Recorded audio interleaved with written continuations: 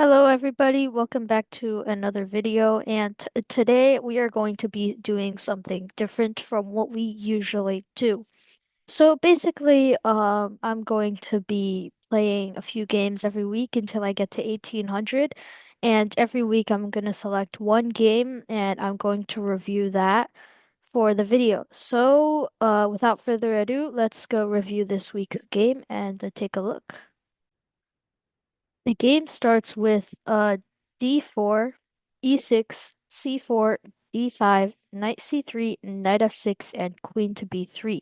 Even though queen to b3 is attacking both the d5 pawns and d5 and b7 pawns, other than that, it does not really do much. It doesn't develop, and it allows me to attack the center with c5.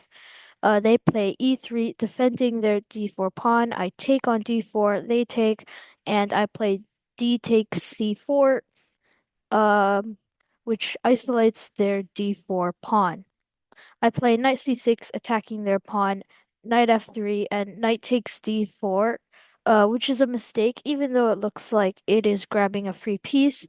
After knight takes, queen takes, and bishop to e3, my queen is forced back, and they have a huge development advantage, and I have a hard time countering.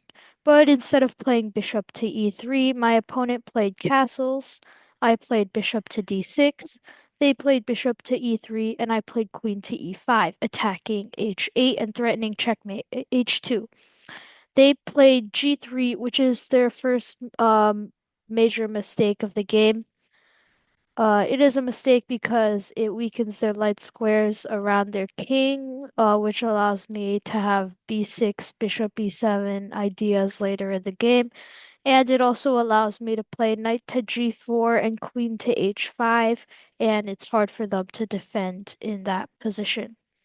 So I play castles. They play rook a to d1. I play knight g4, threatening queen to h5, and they play bishop to f4. It may look like they are winning my bishop after my queen moves, but in reality, I can play queen to h5, and if they take my bishop, it is checkmate on the next turn.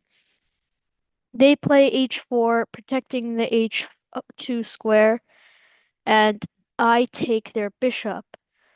Notice here that if they take my bishop, I can take on h4, threatening checkmate on h2, and the only move that they can play to avoid imminent death is king to g2. However, now I can play b6, and I'm threatening bishop to b7, and their position is not great. So instead, they played knight to e2.